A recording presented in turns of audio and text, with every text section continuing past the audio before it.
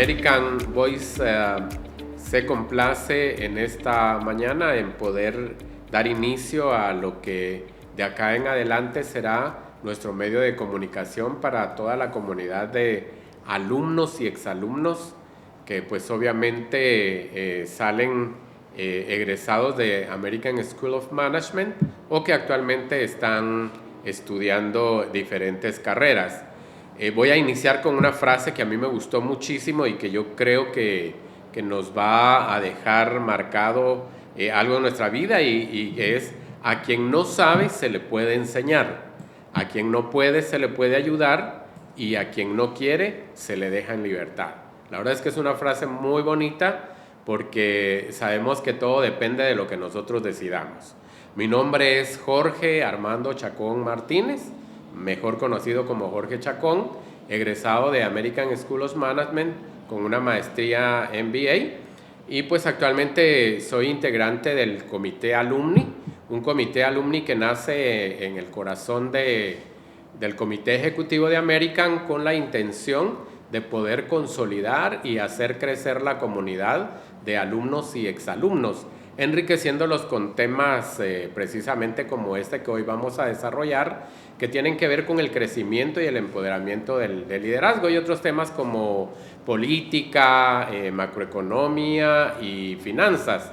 Sin embargo, el día de hoy pues nos vamos a dedicar a ver tema puramente de liderazgo.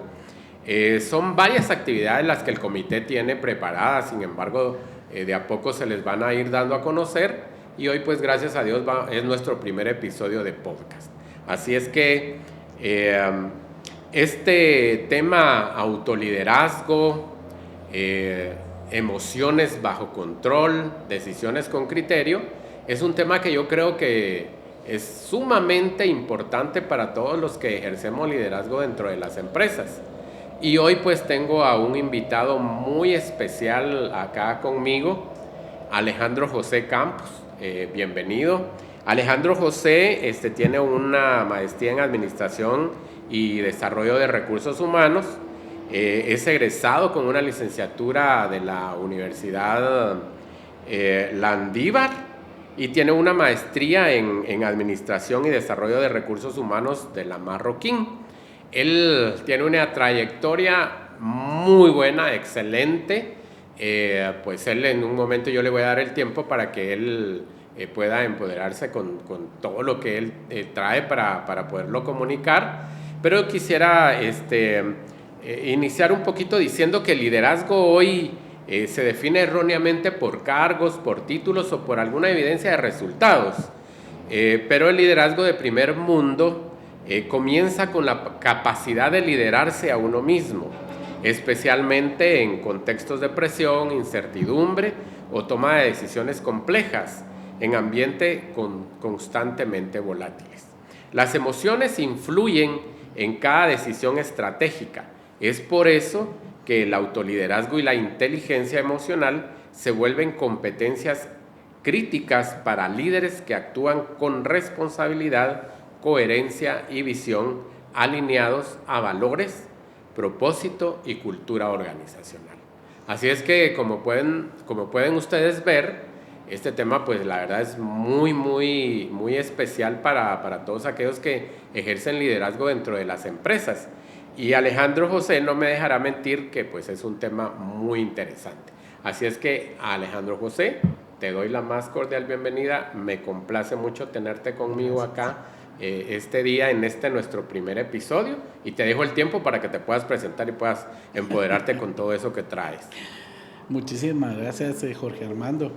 La verdad que primero agradecerle a American School of Management por abrir este espacio, este canal de compartir con nuestros alumnos y el grupo alumni, y por qué no decirlo, también con nuestros facilitadores y el personal administrativo. Son pues, definitivamente temas que nos van a permitir irnos empoderando mucho más de lo que ya podemos tener para nuestra vida. Vida cotidiana, ¿verdad? Y no digamos aplicada a los trabajos y al clima y al ambiente donde estamos pues nosotros desenvolviéndonos. Sí, gracias por presentarme en la parte académica. Pues quisiera también compartirles que he tenido a cargo direcciones y gerencias regionales de empresas vinculadas al retail de comida, al retail de esmaltes, ¿verdad? Con Grupo Solid. He tenido la oportunidad de gerenciar empresas en la banca como corredoras de seguros y centros de estudios educativos también. He trabajado como gerente de talento humano en la Universidad de Andívar y pues la verdad que pongo al servicio de la comunidad American y de las personas que puedan escuchar este tipo de enseñanza a través de esta metodología, por medio de la cual pues puedo compartir experiencias y lo que sé respecto a este tema de autoconocimiento, regulación, liderazgo, ¿verdad? Y el empoderamiento de un líder cuando logra controlar sus emociones. Es interesante, ¿verdad, Alejandro? Porque las emociones es un tema que lo hablamos como de una forma muy común y normal. Sin embargo, identificarlas en nosotros es un poco difícil. ¿Cómo sugieres o te ha tocado que los líderes lo deban de manejar? Bien, por supuesto, nadie puede hablar de lo que no conoce. Compartirles que soy una persona y me considero, pues, que en algún momento de las etapas de la vida he sido de repente explosivo. La gente que me conoce sabe de mi tipo de reacciones elocuentes que en algún momento tengo o que he tenido, pero que he ido a lo largo de mi vida, de estos 56 años de vida que Dios me ha permitido pues convivir en este mundo, ir identificando esas señales internas en mí. Como por ejemplo, pues todos nos tenemos que autoconocer primero para poder saber cuáles son esas señales internas. Hay que identificar, por ejemplo, reacciones como sudoración, como cuando el abdomen se te presiona o empiezas a sentir sensaciones en el estómago. Son reacciones automáticas, pero lo que tenemos que identificar es ir observándonos y por qué me está sucediendo lo que me está sucediendo. Incluso uno siente cuando la sangre se le sube a la cara porque tiene un momento, un episodio de enojo. Claro. Entonces uno tiene que autocontrolarse, Armando, esa es la verdad. Uno primero conocerse y decir, bueno, pero ¿por qué estoy sudando? Pero ¿por qué se me sonrojó la cara? O sea, el asiento caliente, etcétera. A lo largo de la vida esos son reflejos y lo que nosotros tenemos que ir identificando es creer por qué está sucediendo eso, entenderlo desde nuestro ser, porque a partir de eso vamos nosotros a identificar señales para no extremarnos en conductas y comportamientos de los cuales tengamos que arrepentirnos después. Sobre todo porque verse uno hacia adentro es tan importante para luego poder uno ver en su entorno qué es lo que está sucediendo, porque si uno no empieza como a autoanalizarse, que es el autoliderazgo, ¿verdad? Pues obviamente no va a poder controlar su entorno y en este caso la gente que tiene a su cargo. Yo veo, por ejemplo, en el rol que juegan los valores personales en el autoliderazgo, ¿cómo se pueden tomar mejores decisiones?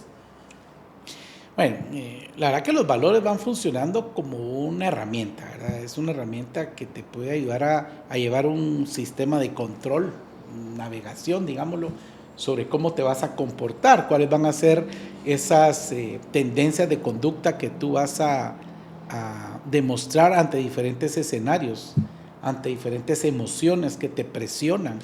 Son ambientes inciertos, ¿verdad? Que fue lo que hablamos en la introducción de este podcast. Cuando uno está autoliderando y lidera equipos también, pues se dan situaciones complejas y uno es donde entra allí a hacer el juego de los valores personales para poder conducirse bajo los valores que uno trae desde la casa, ¿verdad?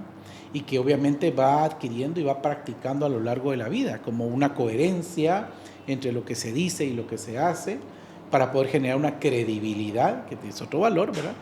Poder generar confianza contigo mismo, alrededor con tus equipos, las personas con las que te relacionas y por supuesto al final inspirar un ambiente de paz con las personas con las que estás alrededor, transmitiéndole una paz interna tuya y volviéndote empático al conocer que la otra persona también puede tener algún tipo de reacción, ¿verdad? Y entonces uno comprender por qué.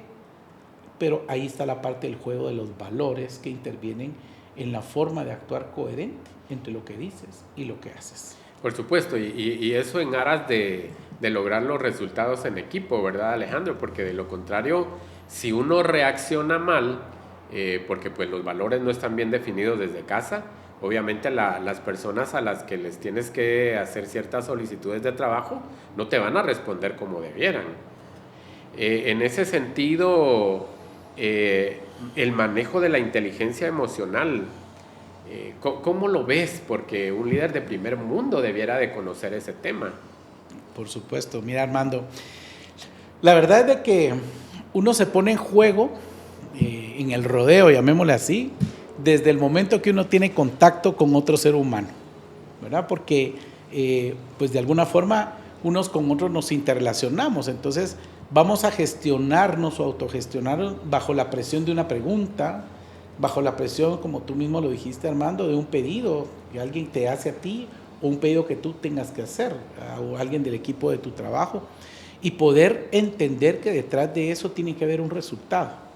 Pero perder el equilibrio detrás de una exigencia sobre algo que te están pidiendo o la forma y la manera como tú lo vas a pedir a la persona del equipo de trabajo, obviamente va a significar tener esa relación mutua. Y ahí empieza esta parte de la inteligencia emocional y el comprender por qué la otra persona te responde de la forma como te responde, porque tú estás sudorando y quieres reaccionar respondiéndole algo, pero al autocontrolarte vas a moderar tu impulso y vas a poder pues compartir con la persona la necesidad del requerimiento que le estás haciendo. Entonces, al final, sí tenemos que compartir nuestras emociones, ¿verdad? No debemos de reprimirlas, por supuesto, pero como decía un gran sabio amigo mío, no es qué se dice, sino cómo se dice, ¿verdad? Entonces, uno tiene que estar muy cauteloso, porque si uno ya controla y sabe que uno es impulsivo para poder pedir algo, uno debe controlarse y saber que la otra persona primero merece el respeto y segundo, pues yo le voy a compartir la necesidad porque le estoy pidiendo con urgencia algo, con el nivel de calidad con el que se lo pido, y obviamente debo de conocer, debo de comprenderme y tengo que autorregularme. Gracias, Armando. Sí, yo creo que todo esto, cuando lo vemos en función de que te conoces, ¿verdad? Porque esa es la base de esta parte del autoliderazgo. Te conoces y sabes qué es lo que te puede estar afectando en algún momento cuando tienes una emoción, porque la emoción va primero al sentimiento.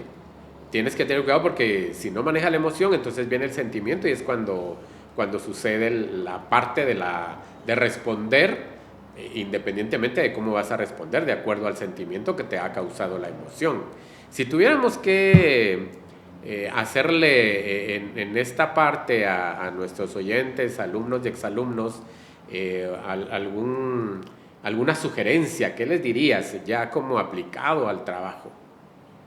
Muchas gracias, Armando. La verdad que cerrando este episodio, podríamos decirlo así, esta parte de lo que hemos conversado hasta ahorita en el podcast, te podría decir que un líder no se conoce emocionalmente. Si no se conoce emocionalmente, no va a poder liderar, porque solo va a liderar desde una reacción, pero no desde la inteligencia emocional o desde la inteligencia racional para poder actuar. Interesante, muchísimas gracias, Alejandro. Luego en el autoconocimiento emocional, yo me pongo a pensar, porque te contratan para dirigir cierto departamento, cierta área, y los alumnos y exalumnos que actualmente salen egresados de acá de American, pues tienen posiciones en empresas, la mayoría a niveles regionales. Estamos hablando de empresas que atienden clientes a nivel global. A eso nosotros le llamamos líderes de primer mundo o de alto nivel. ¿Cómo ellos deberían de mantener el autoconocimiento emocional? Porque tienen que aprender a identificar sus detonantes. Armando, efectivamente, tú lo acabas de mencionar y en el primer segmento de esta mañana lo que hemos visto es que básicamente el que no se conoce o no se reconoce en algún momento va a perder la emoción y va a perder el equilibrio para poder salir adelante. Uno debe de identificar aquellas situaciones que te sacan de balance, y no es descubrir el agua azucarada, es descubrirte desde tu infancia, desde tu adolescencia, desde las etapas de tu vida que ya has superado, encontrar qué frase tipo me decía mi mamá, qué elemento clave me decía mi papá o mis hermanos que en algún momento disparaban una emoción. Es realmente hacer introspección, es mucho tiempo dedicado a tu autorreflexión, conocerte, qué comentarios te conducen a tener reacciones defensivas, ¿verdad? Emotivas, como decíamos, ¿verdad? Y en qué momento se pierde la claridad cerebral, la inteligencia, porque pues hemos visto personas que se bajan de un vehículo y se empiezan a golpear contra otra persona en otro vehículo, o sea, no hay control de emociones, ¿sí? Entonces, algo sucedió en ese evento que le trajo la sensación anterior de la vida, que es obviamente este cúmulo de experiencias que vienen a lo largo del tiempo y que te han llevado a tener ese tipo de reacciones. Y si la gente no está consciente, ¿qué sucede? Que vuelve a actuar de la misma forma. Un líder de primer mundo, que es la pregunta, Armando, que nos tiene en esta etapa del segmento, debe de reconocerse, dedicarse un tiempo para la autoevaluación, su autoconocimiento, y poder vincular esos elementos claves o detonantes que lo llevan a perder el control en una emoción. Entonces, un líder de primer mundo tiene que estar consciente de eso. Si sabe, por ejemplo, que a la hora de iniciar una reunión de trabajo le molesta que alguien llegue tarde y que sabe que si alguien va a entrar tarde va a reaccionar, desde ahí tiene que encontrar un equilibrio, es decir, ¿qué voy a hacer cuando la persona entre tarde? ¿Sí? Tal vez para poder ir reconociéndose, lo mejor es: bienvenido, buenas tardes, algo te atrasó, no tengas pena, sigamos. Entonces, desde ahí uno está siendo coherente con su emoción, con su impulso, y está actuando con inteligencia emocional. Un líder de primer mundo no debe de exponer sus emociones, claramente. ¿Por qué? Porque al final del camino va a influenciar en el equipo. Y es un tema que vamos a ir viendo a lo largo de este podcast, en la conversación más adelante, Armando. Así es, de verdad que es enriquecedor hablar de este tema y conocerlo como un poquito más a profundidad, porque si la gente que lidera obviamente no tiene la conciencia del autoliderazgo, de conocerse, pues obviamente va a caer en errores que le van a costar costos no solo a su área, sino a la empresa en general.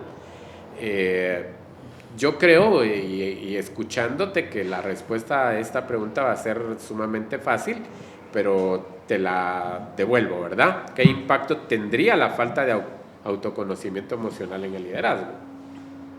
Bueno, en primer lugar, la exposición, ¿verdad?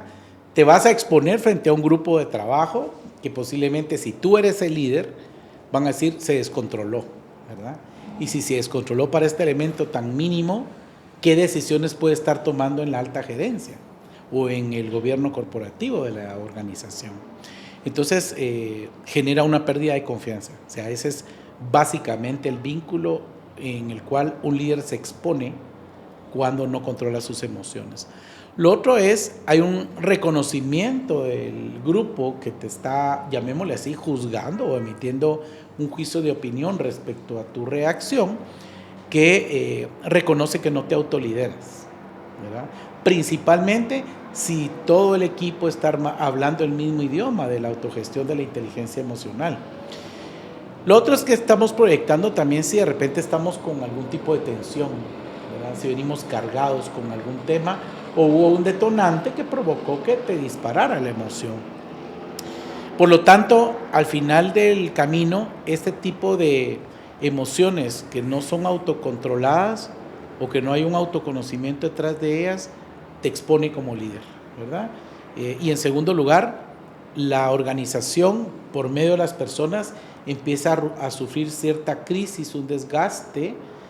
¿Por qué? Porque hay unas frustraciones internas. ¿Cómo es posible que mi líder actúe así? ¿Verdad?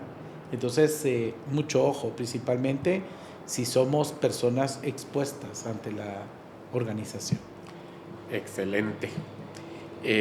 Yo recuerdo que hace mucho tiempo, cuando todavía no se hablaba de la inteligencia emocional como tal, a uno lo que le decía su jefe era: los problemas de tu casa se quedan en casa, de la puerta para adentro en el trabajo es otra cosa, ¿verdad? Entonces, tratando como de hacer una retrospección a eso, era como: ten cuidado con todo lo que tienes adentro, de lo que mencionabas con anterioridad, ¿verdad?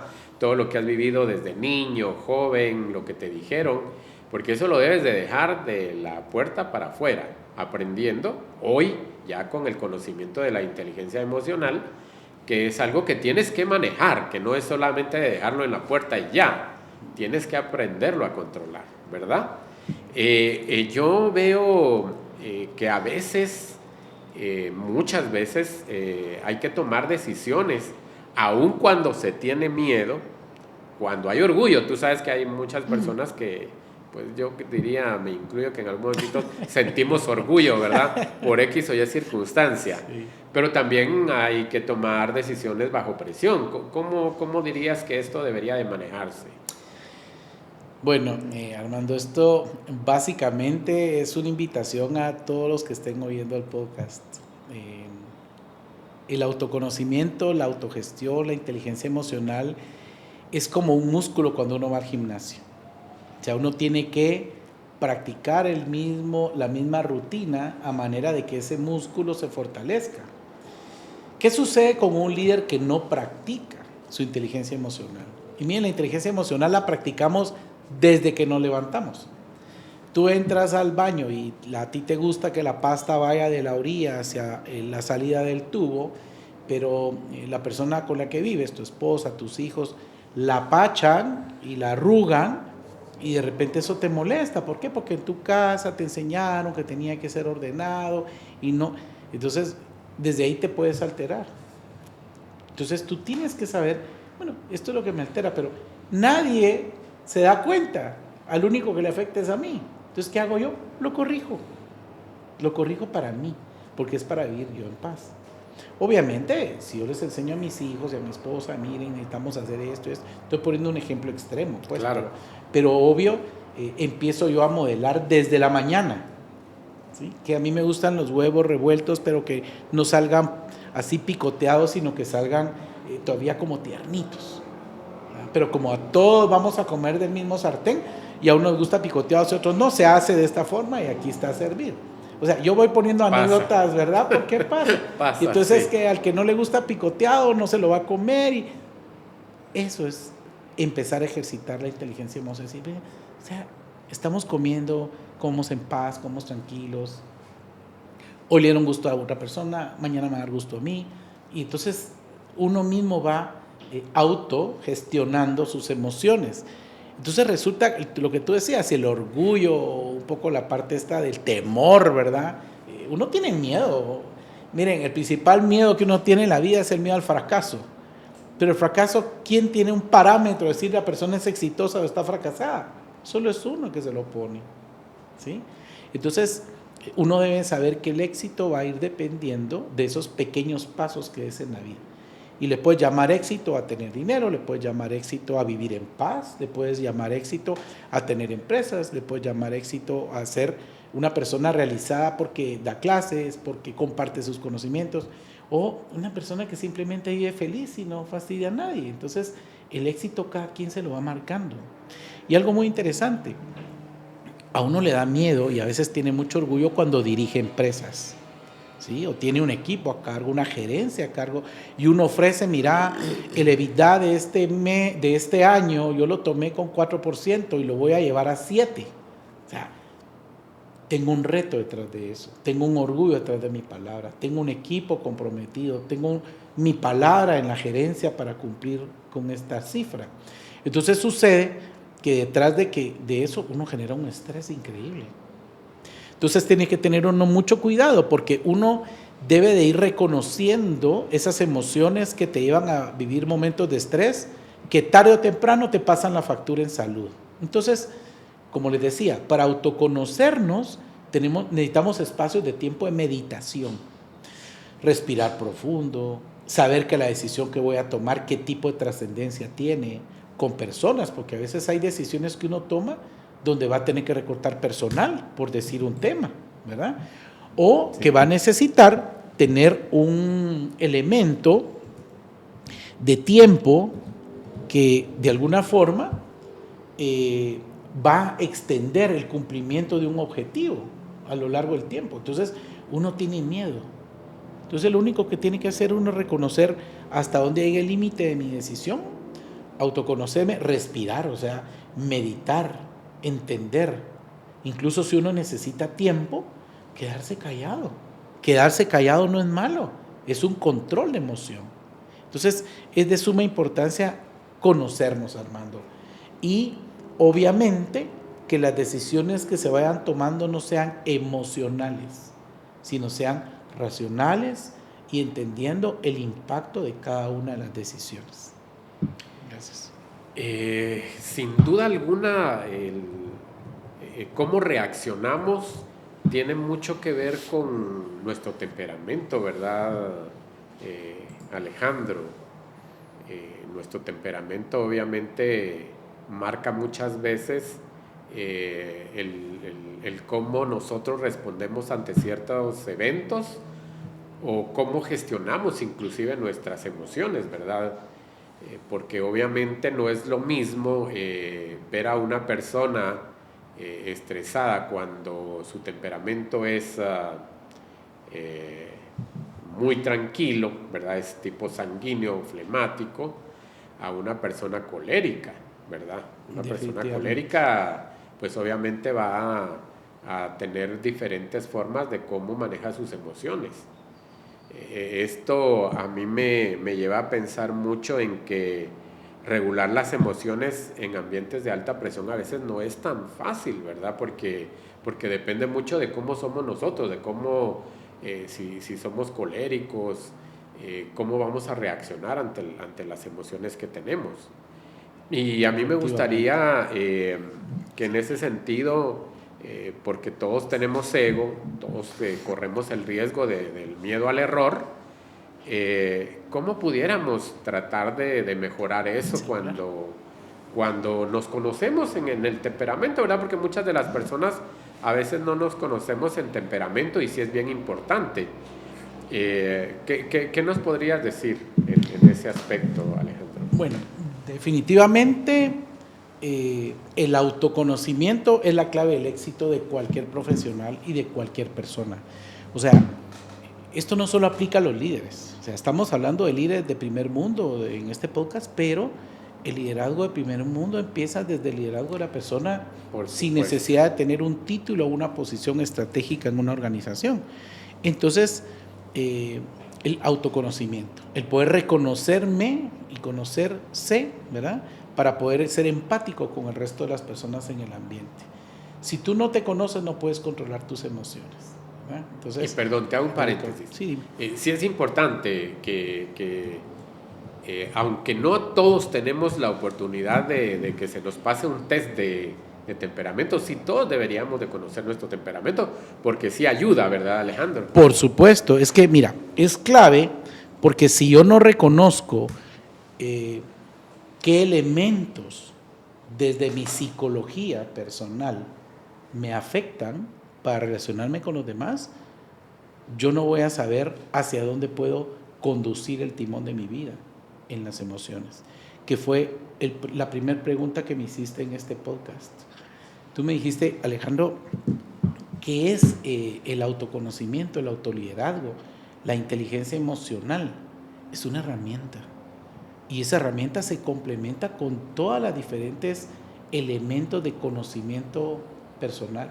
Incluso fíjense que hay reacciones que uno ni siquiera sabe de dónde vienen y uno las puede descubrir conversando con sus ancestros. O sea, uno se va a los hermanos mayores, se va con sus papás y dice, mira, fíjate que me ha estado pasando esto y esto. Y vos no sabes, o sea, cuenta de qué puede... Sí, es que sabes qué pasa, que cada vez que mi mamá y mi papá discutían por X o Y tema, ¿sí? Todos nos alterábamos, no podíamos controlar las emociones, entonces teníamos miedo, ¿sí? Habían impulsos ahí de presión que nosotros no podíamos controlar, entonces eso te puede estar afectando. Y como bien lo decías tú, si uno no conoce su personalidad, o sea, hay herramientas tan lindas para conocerse uno, que por cierto, yo tengo una certificación de la doctora Benzinger para conocer cuáles son las tendencias de pensamiento que tú tienes respecto a tu hemisferio cerebral con más preponderancia en tu forma de actuar y pensar. Y esto no es algo que se ha inventado, esto es científico, o sea, hay sustancias dentro del cerebro que te hacen reaccionar, ¿verdad? Entonces vienes tú y cuando ya conoces cómo son tus reacciones, ya sabes cómo puedes controlar tus emociones, ¿verdad? Y esto pues viene dado obviamente por años de estudio. Y esa es una invitación, o sea, si una persona siente que necesita alguna ayuda profesional, hay que acudir a la psicología, o sea, tantos profesionales que hay que nos pueden brindar nuestro autoconocimiento. ¿Verdad? Que al final del día cualquier empresa estaría muy agradecida de que todos los que laboran dentro de ella pudieran ser personas integrales, ¿verdad? Que se conocieran, que pudieran gestionar sus emociones de tal manera que los resultados del equipo de trabajo a nivel institucional fueran los mejores, digamos, si los pudiéramos poder en items o en mediciones, ¿verdad? En métricas, porque pues toda empresa necesita que su personal esté sano emocionalmente, no digamos los que lideran, ¿verdad, Alejandro? Efectivamente. Y allí a mí me gustaría que nos ayudaras, porque habemos quienes reprimimos las emociones porque no sabemos cómo manejarlas, y eso tampoco es bueno. Efectivamente, no es bueno. ¿Qué podrías decirnos? Bueno, primero que el autoconocimiento emocional marca una gran diferencia, ¿verdad? Entre reaccionar de una forma rápida o controlar tu reacción e incluso decidir en un momento si lo que vas a hacer está bien o no está bien. Imagínate que tenés micro espacios de tiempo, microsegundos o segundos para poder hacer el ordenamiento cerebral, ¿sí? Por eso decía el autoconocimiento, el autocontrol, el respirar profundo, ¿sí? Incluso el tomar agua, lo que tú estás haciendo, ¿verdad, Jorge Armando? El tomar ¿verdad? Agua, no, efectivamente, son esas pausas que el cuerpo necesita para poder ir madurando la idea.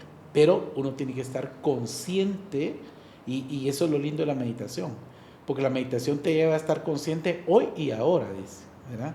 ¿Por qué? Porque estás viviendo este momento que no se va a repetir y te están planteando un escenario donde te toca decidir y tú tienes que velar porque la decisión sea lo mejor para la organización, en el alto liderazgo de la organización, para que no traiga una trascendencia o una consecuencia de mayor impacto. Entonces, hacer estas pausas, conocerte, etcétera. Tú lo mencionabas para las organizaciones, para las empresas, qué lindo conocer a las personas. A mí realmente me llama mucho la atención, hay empresas muy grandes que te pasan una batería de test para poder entrar, conocen tu perfil, etcétera, pero solo lo hacen en la entrada a la empresa. Pero nunca hay un seguimiento con la persona para saber cómo va a ir reaccionando a lo largo de las cargas de trabajo, los diferentes ambientes de estrés, los que vive, ¿verdad? Y que la persona se vaya autoconociendo para irse desarrollando, incluso lo que estamos hablando, en el tema de inteligencia emocional. Porque ahorita pretendemos que los líderes tengan inteligencia emocional, pero ¿qué hemos hecho por ellos? Por supuesto, ¿verdad? es algo muy importante. Y vienen de abajo y vienen creciendo y de repente ya tienen gente a su cargo y de repente les toca crear estrategia, les toca plantear cómo ejecutarla y tienen que brindar resultados, pero no les hemos dado competencias soft como la inteligencia emocional, ¿verdad? Sí, y es algo que de verdad, ahora que lo estás mencionando, porque lo decís tan tranquilamente porque lo has experimentado en empresas grandes, pero Guatemala no está conformada por empresas grandes. Hay, pero no está conformada por empresas grandes. La mayoría son medianas, pequeñas, y sabes perfectamente que los emprendedores son una fuente muy importante para la economía del país. Y son líderes que todos debiéramos de conocer estos temas, ¿verdad? Porque son tan enriquecedores. Deberíamos de aprender a conocernos desde que somos emprendedores para poder ir creciendo de una forma integral, ¿verdad? Donde podamos hacer contrataciones bien, donde podamos formar a la gente. Porque en la medida que cuando somos emprendedores pasamos a pequeños empresarios, medianos empresarios, obviamente va a ir como en la línea que debiera de tenerse. Y no esperar a llegar a una empresa grande y hacer lo que tú mencionas. Sin embargo, así es como se ha dado, ¿verdad, Alejandro? No se puede como cambiar mucho. Nuestra intención en esta mañana es hacer conciencia, ¿verdad? De que todo empieza por casa, como bien lo decías, ¿verdad? Somos líderes cuando llegamos a ejercer ciertas posiciones en diferentes áreas o departamentos, empresas, etcétera, pero también somos líderes en casa, ¿verdad? Y en casa es donde empieza nuestra gestión de autoconocernos, gestionar nuestras emociones.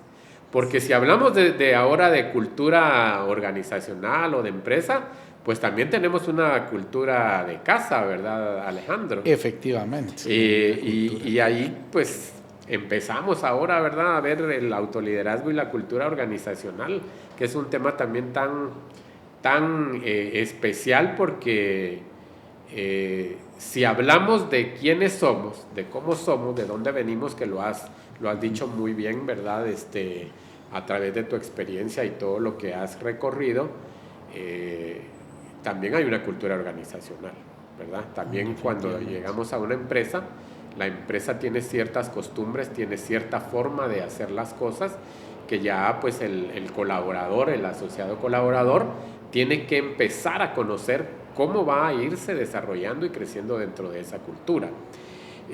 Si hablamos de autoliderazgo emocional, ¿qué papel juega dentro de la cultura organizacional? Bueno, primero aclarar el tema de cultura organizacional, ¿verdad? Que es el conjunto de prácticas que se llevan a cabo dentro de la organización a partir de experiencias que se han vivido. Creo que una forma muy, muy clara y basado no en algo retórico, sino basado en estudios científicos, Hofstede en la década de los 60 empezó a hacer unos estudios que más adelante fueron actualizados por un equipo de seguidores de él en la academia, donde estudió más de 80 culturas a nivel mundial, culturas organizacionales basados en cómo era la cultura de cada país y cómo éstas iban en algún momento a interrelacionarse. Ya proyectaba en la parte de la globalización, ¿verdad?, donde en una empresa iban a haber de diferentes nacionalidades y cómo iba a ser esa mezcla de prácticas diferenciadas entre un país y otro, entre una familia y otra, entre diferentes estratos sociales, diferentes profesiones. Y como digo, el mejor ejemplo puede ser la academia. O sea, en la academia se ven los diferentes elementos de una cultura organizacional, como por ejemplo, Hofstede decía, en las prácticas de las organizaciones se dan sellos o elementos que le brindan pertenencia al colaborador. Hablemos de un pin, hablemos de una bandera, hablemos de un logo, ¿verdad? Uno se siente orgulloso de la pertenencia a esa organización. Eso se llaman signos y terminan siendo unos símbolos representados a las emociones de los seres humanos. Por otro lado, la práctica de decirse buenos días desde el momento que entras. Esa es una práctica y esa es una cultura. Uno llega a instituciones, organizaciones, empresas, donde la persona que te recibe en la puerta, que puede ser la persona de seguridad y te abre y te dice buenos días, uno de ahí nota la calidez de la cultura de la organización. como también puedes llegar a un lugar donde solo te abren la puerta o ni siquiera te la abren y a ti te toca abrirla, ¿verdad? Sí. Como cliente. Y así podemos ir mencionando una serie de prácticas que se van dando. Un tema muy elocuente, que es muy práctico de reconocer, es cómo en una empresa se ve una brecha de poder. Cuando hablan de oficinas de puertas abiertas, ¿verdad? Y la puerta está cerrada. O sea, no hay coherencia entre discurso y práctica, es parte de la cultura. Entonces, ¿qué pasa? Que el de abajo, cuando logra ascender, va a mantener la puerta cerrada. Sí. Porque viene así. Entonces, en un sistema cultural, lo que se necesita es inyectar nuevos patrones culturales. Y eso, las nuevas generaciones, las nuevas culturas, las personas de otros países que vienen a trabajar a nuestras organizaciones, nos inyectan nuevas formas de hacer las cosas, ¿verdad? Entonces, este conjunto de prácticas culturales, nosotros podemos influir como líderes si nosotros nos autoconocemos, si nosotros traemos una práctica donde podemos dedicarle, y miren, la verdad que cualquiera dirá, está loco, pero no es así, porque yo lo he practicado, lo he vivido. Tuve la oportunidad de trabajar en una organización que es Grupo Entero, donde nosotros hacíamos meditación de 15 minutos cada cierta cantidad de horas, independientemente de lo que estuvieras haciendo. ¿Por qué? Porque estábamos convencidos que ese espacio de meditación te iba a permitir oxigenar tu cerebro, te iba a permitir modelar alguna emoción que estaba descontrolada en una reunión, en un proyecto, en una concentración de cuadrar un estado financiero, etc. Entonces, cuando venías inyectado del oxígeno, de tu meditación, de que estabas en el hoy y en el ahora, dabas más de lo que venías dando si corría las 8 horas, las 6 horas, sin hacer pausas de meditación. Entonces, uno mismo empieza a inyectar en sus equipos de trabajo autoconocimiento, autogestión. Entonces, uno sabe que en el ambiente va a ser muy difícil que una persona con otra se grite, porque no hay faltas de respeto, uno está consciente, la otra persona cometió un error, lo primero que hay que hacer es, más que buscar el culpable, es en ese momento atacar el error. Ya, tuve la oportunidad también de trabajar en una industria de alimentos donde pues el presidente corporativo nos decía, no me importa que se equivoquen, lo que me importa es en el momento que se equivoquen, díganmelo, porque tenemos más tiempo para corregir ese error, principalmente porque era industria de alimentos, ¿verdad? Inocuidad de alimento, una contaminación cruzada, puede llegar incluso a llevar a una persona enferma a un hospital por no tener la inocuidad, ¿verdad? Entonces, era muy delicado el tema. Entonces, todo este tema de poder gestionar internamente al personal, el de tener autocontrol, autogestión del control de tus emociones, va provocando en escala que las demás personas te vean, te admiren y practiquen lo que tú haces, porque te ven sereno, te ven tranquilo, te ven tomando decisiones. Y entonces empiezas a contagiar alrededor dentro de la organización lo mismo. Ahora, si te ven tenso, si te ven molesto, si te ven gritando, las personas dentro de la organización se van a quedar calladas, no van a decir los errores porque me va a gritar, se va a poner más tenso, se va a ir sin despedirse, no sé si el otro día me va a despedir del empleo. O sea, no hay un ambiente de confianza. Entonces la autogestión, la verdad que la práctica es crear ese entorno de confianza, credibilidad y de responsabilidad para poder ir construyendo estas buenas prácticas organizacionales, ¿sí? A través de la conducta. Ese es mi punto, hermano. Excelente. Sin duda alguna que el tema de la cultura organizacional, tal y cual lo manifestabas, depende mucho de cómo se gestiona en las partes de arriba, ¿verdad? Porque yo pienso escuchándote en relación a lo que decías, si un gerente te dice tranquilo, si te equivocas, lo que necesito es dímelo rápido, enhorabuena, pero ¿qué pasa si te oye gritar? Cuando viene otro líder con su equipo de trabajo, seguramente va a ser lo mismo, ¿verdad? Porque ese es lo que se está trasladando. Efectivamente. ¿Verdad? Interesante. La verdad que muy enriquecedor todo lo que has mencionado. Y esa, digamos, si yo veo gente como que la que tú acabas de mencionar, ¿verdad? Yo no grito, yo soy tranquilo como gerente y te estoy diciendo que por favor cuando te equivoques me lo digas. Pero si veo a alguien que no está haciendo eso, ¿verdad? Porque puede pasar en la gestión de las emociones, no está practicando lo que estamos diciendo que es la gestión de la emoción. ¿Cómo debería de ser entonces, Alejandro? Bueno, debería haber una coherencia desde la cabeza hasta el último puesto en el control emocional. Porque definitivamente nadie puede exigir lo que no da.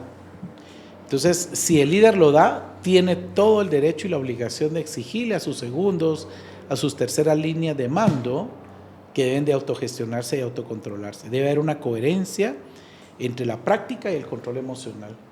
Y esto, pues, sí se ha vivido, o sea, sí se logra hacer. Yo lo he vivido, he trabajado en organizaciones en las cuales muy orgullosamente les podría decir, logramos incursionar en la cultura.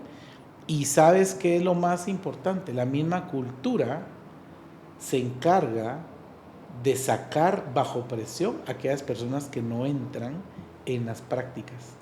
Y eso un poco respondiendo a lo que tú decías. Yo vengo, me controlo, soy el líder. ¿Qué hago con la persona que no lo está haciendo bien? Le doy la oportunidad de que lo aprenda y si está de acuerdo. Pero hay personas que no van a estar de acuerdo. Porque por su personalidad... Perdón, como decíamos al inicio de la frase, ¿verdad? Al que quiere aprender se le puede enseñar. Exacto. Pero al que no hay que dejarlo libre. Hay que dejarlo libre.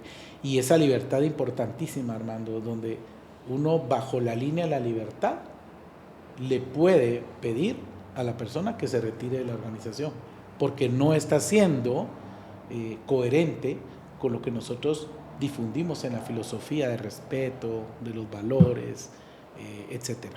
Entonces eso es sumamente importante. Sí, de verdad que sí.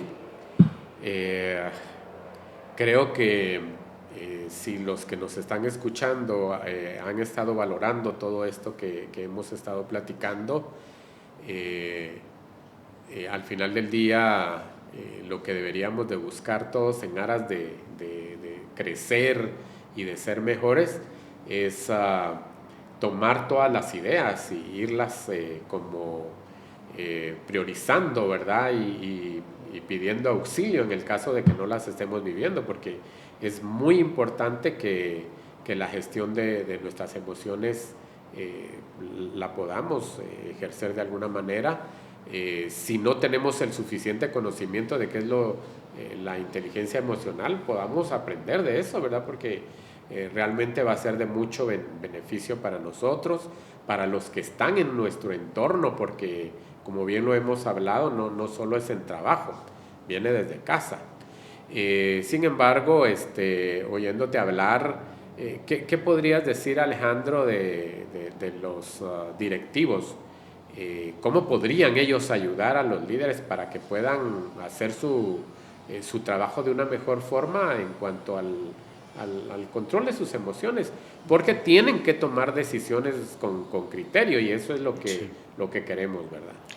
Pues muchas gracias, Armando, la oportunidad de poder compartir. La verdad es que el líder debe de, primero, autogestionarse, o sea, debe de invertir en él. No necesariamente la empresa invertir en él. Él puede invertir en él su tiempo, que es gratis, ¿verdad? Pero por otro lado, hay diferentes mecanismos para poder aprender más sobre inteligencia emocional y autogestión. Pues Daniel Goleman no se equivocó cuando hizo el libro de inteligencia emocional y la invitación queda abierta. Ya hay audiolibros, ya este libro también aquí lo venden en Guatemala, lo pueden comprar también por Amazon, etcétera, no sé. Pero Daniel Goleman nos da unas lecciones de autogestión en 8 capítulos. Y esto no es que el líder lo imponga, y es que al final del camino, el que quiere va a aprender, como bien lo dices tú. Si alguien se quiere autogestionar, aunque en la organización no le den cursos de autogestión o de inteligencia emocional, uno debe de hacerlo, debe de dar ese siguiente paso. Y si hablamos del tema de los líderes, bueno, invertir en autoconocimiento, en desarrollo emocional, en técnicas como la meditación. O sea, hacer mindfulness no va en contra de muchas cosas, ni de incluso valores o creencias religiosas. Es reconocerte, autoconocerte, ¿verdad? Como decíamos hace un par de segmentos, el conocer mi estilo de liderazgo, mi personalidad, para saber con qué me autoenfrento y qué estoy dispuesto, cuáles son mis recursos para poder liderar al resto del equipo. Alinear, obviamente, mi naturaleza cerebral, como lo que hablábamos del estudio de la doctora Benzinger. O sea, si uno conoce cuál es su tendencia de pensamiento cerebral, en automático va a saber qué lo va a estresar, qué lo va a afectar, en dónde se va a sentir más cómodo, ¿verdad? ¿Qué trabajo le gusta hacer más? Entonces, se va a ir vinculando más a ese tipo de autogestión. Y obviamente al final todo esto redunda en la conducta humana, ¿verdad? Que es al final del camino, como lo decíamos al inicio, desde el momento en que tú ya estás en contacto con otro ser humano, desde ahí empieza la regulación de tu conducta, tu autocontrol, tu autogestión y tu autoemoción. Todos estos obviamente van alineados a quién soy, qué me gusta hacer, qué me estresa, qué no puedo hacer, ¿verdad? Y obviamente va más allá de lo que es un puesto de trabajo y un cargo. Es ser humano, ¿verdad? Ser humano. Muchas gracias. Sí, concuerdo con todo lo que has dicho. Hoy no hemos hablado del estrés como tal, ¿verdad? La enfermedad del siglo XX, porque ese es otro rollo, es un tema también muy interesante que en algún momento lo vamos a tener que platicar. Y tampoco hablamos mucho del daño que te puede hacer el no manejar bien tus emociones en la parte física. Porque recuerdo que al inicio mencionabas, si yo sé, por ejemplo, qué me produce a mí cierta emoción, con una molestia en el estómago, o que la sangre me sube, o la sudoración, eso no solo se queda ahí, Alejandro, eso está produciendo en el cuerpo algo, ¿verdad? Mucha gente que padece de la famosa gastritis nerviosa es porque en algún momento la emoción no la ha podido gestionar de una buena manera, que eso es otro tema que en algún momento también lo vamos a tener que platicar, pero muy interesante porque ya estamos llegando al final de nuestro primer episodio, muy emocionados porque finalmente pudimos lograrlo. Esperamos que de acá a un mes podamos nuevamente volvernos a reunir en este espacio American Voice Podcast, que se ha creado precisamente para poder enriquecer el conocimiento de todos los escuchas, ¿verdad? Está ahí sí que pensado para la comunidad American, pero todo el que quiera conectarse, desde ya les decimos a los que logren vernos, escucharnos, que lo puedan compartir, ¿verdad? La verdad es que es un tema muy, muy bonito. A mí me apasiona mucho lo que tiene que ver con liderazgo y conocerse a uno mismo, porque sé que en la medida que yo me conozco puedo hacer un mejor trabajo, ¿verdad? Efectivamente, Armando, así es. Como ya estamos cerrando, Alejandro, yo de verdad te agradezco mucho, Alejandro José, te agradezco mucho por haber estado y haber aceptado la invitación en esta mañana. Solo quisiera que cerráramos con un par de minutos tuyos, ya con algo que quisieras dejar plasmado para que la gente pueda conectarse en el próximo episodio, porque va a tener continuidad. Okay. Jorge Armando, la verdad que muchísimas gracias American y a Voice American también para este enlace. Yo quisiera cerrar provocando en cada uno de los oyentes, primero, que se autorreconozcan, o sea, que se atrevan a autogestionarse, que se atrevan a reconocerse, A veces da miedo porque esto es algo así como, si me conozco más de mí mismo, posiblemente encuentre algunos elementos que yo los voy a juzgar como errores de mi vida, ¿verdad? O debilidades de mi vida. Correcto. Pero creo que es mucho mejor que tú reconozcas tus debilidades a que alguien más se dé cuenta y las saque a flor, ¿verdad? Lo otro es que definitivamente nosotros no tenemos el control de nada que sea externo a nosotros.